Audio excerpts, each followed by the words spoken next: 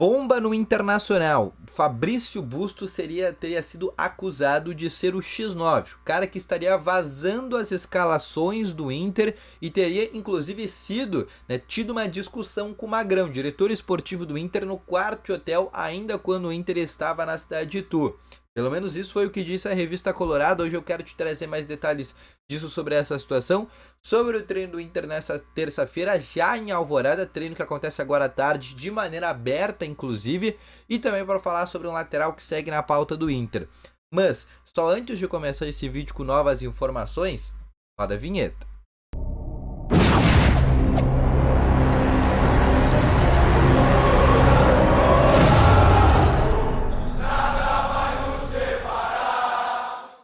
Bom dia, colorados, começando aqui com novas informações sobre o Internacional. E só antes de começar com esse vídeo, não esquece já de deixar o teu gostei, te inscrever no canal e ativar também aqui o sininho de notificações, que é muito importante, tá bom? Além disso, já deixa aqui nos comentários exatamente, eu vou estar te perguntando sobre a situação da lateral esquerda. Tu acha que o Inter precisa contratar um lateral esquerdo? Comentários que eu quero saber a tua opinião, tá bom? Vamos começar então aqui conversando primeiro sobre o treino, tá? O Inter ontem realizou a primeira atividade, né? Agora o Inter não está mais na cidade de Itu, o Inter já está no Rio Grande do Sul, treinando em Alvorada, que é o CT das categorias de base do Internacional, vulgo a morada dos quero-queres. Nesse momento, ontem a atividade foi fechada, um trabalho um pouco mais regenerativo depois da vitória por 1-0 contra o Delfim. Hoje, às 13h30, o Inter tem um treino lá em Alvorada. Esse treino do Internacional, inclusive, vai ser aberto no começo para a imprensa. A gente vai poder ter um acesso ali, conseguir ver o que o técnico Eduardo Cudê está planejando para este jogo. Mas o fato é, nesse momento, a situação é a seguinte: o Internacional, para o confronto desta quinta-feira contra o São Paulo, deve ter todos os jogadores à disposição, com exceção, obviamente, dos convocados, do Rocher, do Valência e do Borré. O Maurício, que tem um trauma no joelho direito, é dúvida, mas a tendência é que esteja à disposição, só que, obviamente, inicie no banco de reservas, em função de ser uma dúvida ainda para esse jogo. De resto, o técnico Eduardo Cudê vai ter todos os jogadores à disposição para esse confronto, que é muito importante para o Inter, tá? Porque a partir de agora o calendário para o Inter ficou muito interessante, por incrível que pareça, porque todo esse mês de junho do Internacional é só de Campeonato Brasileiro. O Inter não tem Copa do Brasil, o Inter não tem Sul-Americana. Sul-Americana só volta em julho para o Inter, a Copa do Brasil também só em julho. Então todos os jogos que o Inter tem neste mês de junho, a partir de agora, são apenas do Campeonato Brasileiro, né? E o Inter tem essa possibilidade, o próprio técnico Eduardo Cudê externou isso, né? A possibilidade do Inter ser líder do Brasileirão. Isso porque o Inter tem 2 jogos a menos. Se vencer esses 2 jogos a menos, o Inter já é líder, inclusive de maneira isolada. Se o Inter fizer uma vitória ou empate, também o Inter já é líder nesses 2 jogos atrasados, mas para isso precisa vencer os jogos que tem para fazer nesse mês. O Inter enfrenta, por exemplo, nessa quinta-feira o São Paulo, no estádio de Heriberto Wilson, expectativa de 18 mil torcedores para essa partida. No fim de semana, o Inter vai a Salvador enfrentar o Vitória, que está na zona do rebaixamento. Depois, no meio da outra semana, o Inter pega o Corinthians, que também está na zona do rebaixamento. A princípio, esse jogo vai ser na Ressacada, em Santa Catarina também. Depois disso, o Inter tem, o fatídico Clássico Grenal, que deve acontecer ou no dia 23 ou no dia 22. Também, a princípio, no Couto Pereira. Depois disso, o Inter enfrenta a equipe do Atlético Mineiro, né? Jogo que o Inter é mandante, não se sabe ainda o local dessa partida.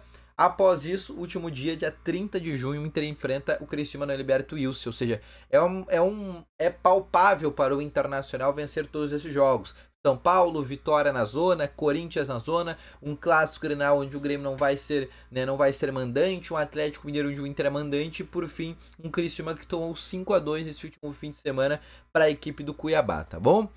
Mas uma coisa que eu quero falar aqui com vocês, uma informação assim que caiu com uma grande notícia no dia de ontem, inclusive pegando muito mal, né, que seria essa informação do Fabrício Bustos, que foi uma informação trazida pela revista Colorado. O que essa informação trouxe? Que a revista, que o Bustos, o diretor esportivo do Internacional, Magrão, teria chegado no hotel, aonde estava a concentração do Inter em Itu, chegado no hotel, no quarto especificamente do Fabrício Bustos, teria cobrado do Bustos que ele seria a fonte da revista Colorada que estaria passando as escalações. A gente sabe que há muito tempo o Inter tem uma certa irritação com vazamento de escalações, já trouxe bastidor nessa última semana, e o técnico Eduardo Cudê até a hora do jogo não falou a escalação para os jogadores para não haver este vazamento.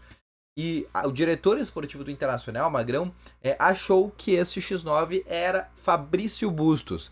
E com isso o jogador foi, digamos que o diretor esportivo do Inter foi ter uma conversa com ele para falar se era realmente isso. Isso não caiu muito bem, o Bustos ficou muito feliz com essa situação.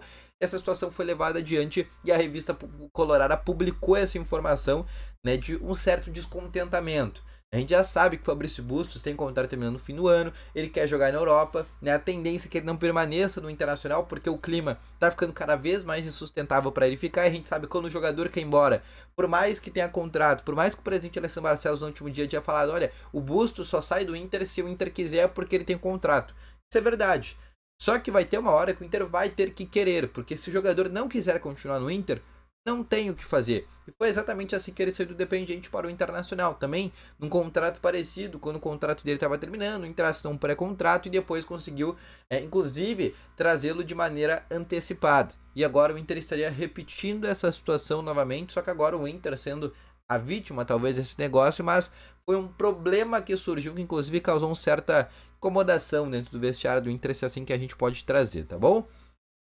Outra informação que eu quero falar para vocês é sobre um lateral que segue na pauta do Inter, é um nome que inclusive eu acho que eu venho trazendo aí de semana a semana, mas é um nome que o Inter segue debatendo nos bastidores, que é o de Wellington.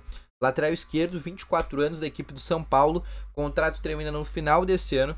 São Paulo não conseguiu renovar ainda o contrato desse jogador, não houve um acordo. São Paulo chegou no limite financeiro para renovar com esse atleta e a partir daqui um mês esse cara pode assinar já um pré-contrato e sair de maneira gratuita do São Paulo. A gente está falando de um lateral esquerdo de 23 anos, vai fazer 24 anos agora.